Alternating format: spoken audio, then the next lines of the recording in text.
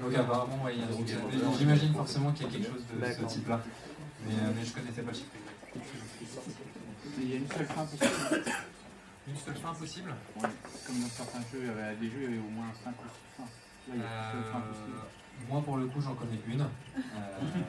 Maintenant, est-ce qu'il y en a d'autres? Je ne sais pas. L'idée était de penser effectivement ce Prince of Persia comme premier épisode d'une trilogie. Maintenant, il est aussi fait pour tenir tout seul. C'est-à-dire qu'on fait cette histoire-là, on a toute l'histoire globale. On peut vouloir connaître la suite en faisant les prochains épisodes. S'ils sont, et dans combien de temps ils sont, moi j'en ai aucune idée. Mais en tout cas, cette histoire est faite pour être toute seule et ouvre la porte à autre chose derrière. Peut-être une question tout bête. Vu que le jeu s'auto-adapte finalement et évolue avec nous en difficulté, par contre, il ne sera pas forcément motivant de le recommencer dans une difficulté différente, comme on le ferait par exemple avec un MGS ou un truc comme ça pour essayer de débloquer plus de choses, à part les lumières, enfin les points de lumière à récupérer. Après, une fois qu'on l'aura terminé, on aura peut-être découvert à peu près tout, sauf la motivation de retrouver les points de lumière, en fait, c'est ça? Enfin, je dis ça, mais... Oui, mais aussi le fait de refaire le jeu, comme on le disait, rien qu'avec l'impact de la corruption sur les 4 chemins. Donc on ne vit pas non plus la même aventure avec les mêmes D'accord, ok. Et c'est pareil avec les compétences délicates qu'on aura débloquées, on n'aura pas accès au même chemin non plus. D'accord. Le fait de pouvoir sauter sur la plateforme de-dessus, sur laquelle on n'avait pas eu accès parce qu'on n'avait pas les pouvoirs à ce moment-là, tout un tas de choses comme ça. Le but a été vraiment de penser de manière à ce qu'il puisse être rejoué sans qu'on ait jamais l'impression de finalement refaire la même chose. Comme c'est le cas par exemple d'un code, on reprend, on le passe en difficulté vétéran et on se refait exactement la même chose, on connaît exactement les ennemis où ils sont. Là, c'est certain que ce ne sera pas le cas. D'accord, c'est ça. Avec la corruption et les pouvoirs débloqués, ce ne sera pas le cas. D'accord, merci. Donc on peut refaire le jeu 4 fois. Même plus que 4 fois. Même plus que 4 fois, parce qu'à chaque évolution, il va répondre différemment. C'est pareil, tu peux commencer un chemin sans être obligé d'aller au bout. Tu peux commencer la première étape d'un chemin, faire la première d'un autre, la deuxième, ainsi de suite. Donc vraiment, c'est chaque joueur qui fait sa propre histoire sur ce jeu-là. Les décors ne changeront pas dans la façon de jouer. Ça ne se génère pas aléatoirement. Non, mais par contre, c'est l'impact de la corruption sur les murs, sur toutes les phases de plateforme qui seront différentes. Mais l'univers en soi ne peut pas changer, effectivement, parce qu'on est obligé d'avoir une base dans tous ces univers. Il y a eu à peu près 4 ans de travail, ils sont 300 là-dessus. Donc ils ont vraiment pensé à avoir vraiment couvert un nombre de possibilités assez rare. Il y a le symbole jour-nuit en fonction des ennemis aussi, comme dans Fable. J'ai pas joué à ça. Système jour-nuit, parce qu'il y a rien quelquefois dans certains jours, mais système jour-nuit où les ennemis sont plus agressifs ou tout ça. Non, a priori, je pense pas qu'il y ait de système. On n'est pas sur un RPG, hein, déjà. C'est pas la même chose. Bon, après, ça n'est pas que dans RPG, on est aussi dans les FPS, mais sur Far Cry notamment. Mais non, là, c'est pas vraiment univers.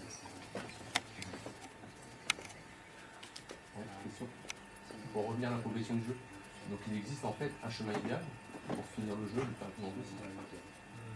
Non, même pas. Parce que le fait de découvrir d'autres plateformes non accessibles, qu'on n'avait pas les orbes de lumière, je vois pas après l'intérêt de. Enfin, si après on fait de différentes manières, mais de pouvoir accéder à des plateformes non accessibles, si on a parfois ton jeu 2-3 fois, d'y accéder permettrait peut-être éventuellement, je ne sais pas, je ne connais pas le jeu. C'est pour la lumière peut-être. D'arriver à un endroit qui permet de faire peut-être un raccourci. Alors, effectivement, je ne connais pas le level design dans le détail, mais j'imagine de toute façon qu'il y aura des passages, des choses comme ça. Maintenant, je ne sais pas. J'ai pas fait le jeu pour savoir. D'avoir une nouvelle plateforme, il n'y a rien à découvrir. Puis, non, je pense pas que ça a été fait dans ce but. C'est vraiment quelque chose derrière. Oui, je pense que le fait, c'est déjà de ne pas refaire la même histoire, refaire le même chemin. Déjà, première chose, c'est de faire quelque chose de différent. Ce ne sont pas juste des plateformes, une plateforme où il n'y a rien. C'est une plateforme qui amène à un chemin différent. Donc ce sont juste des chemins différents pour aller aux mêmes endroits, effectivement. Avec ces phases de plateforme aussi, que ce soit des glissades, que ce soit des poteaux, que ce soit autre chose. Enfin, quand j'entends chemin, c'est tout ça dans sa globalité. C'est pas simplement une plateforme sur laquelle on peut voir. Et très clairement, il y a des chemins qui sont plus courts que d'autres. Et d'ailleurs, dans les succès, il y a des succès qui... il faut faire les chemins en moins de X minutes. C'est-à-dire qu'il faut aller d'un royaume à un autre en moins de 10 minutes, par exemple. Donc très certainement que ça ne sera pas possible sur certains chemins, même si on va très vite, que par contre d'autres chemins le permettront. Donc l'intérêt après de collecter ces orbes de lumière Pour accéder à ces chemins qui permettent de faire ces chronos. Notamment, mais c'est pas le seul intérêt, parce qu'effectivement, rien que le fait de l'exploration peut être un Oui, bien sûr.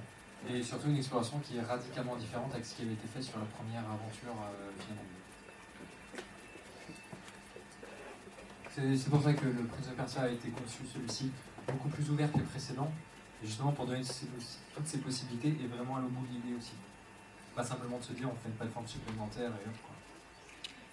Et sinon au niveau de l'univers, ça se limite aux quatre univers du temps, en quatre univers du temps, il y a quelque chose à l'extérieur du temps Non, la map est celle-là avec ces 4 univers-là, qui sont très distincts, qui sont tous dans une ambiance globale commune, mais 4 univers très distincts avec 4 boss distincts. Et les univers sont quand même très variés au sein des 4 royaumes. Ça reste relativement varié pour un jeu comme ça, avec autant d'univers variés, c'est quand même pas... Enfin, en dehors des RPG, effectivement, dans lesquels il y a des mondes très différents, c'est pas comme un jeu. Univers sous un Tomb Raider ou autre. Donc une fois J'ai beaucoup de demandeurs, mais une fois qu'on a fini le 4e boss, il y a un boss final ou c'est... ça on va pas spoiler, on connaît la fin et on va pas spoiler. Vous évaluez à combien la durée de vie? Alors la durée de vie, comme le disait le développeur lui-même en MGS, ah oui parce qu'il y a quelque chose que j'ai pas expliqué, pour les personnages, alors, la conception de la cinématique. Alors personnellement moi je suis pas très cinématique et Metal Gear Solid j'ai passé mon temps à appuyer sur Start et finalement j'ai rien compris.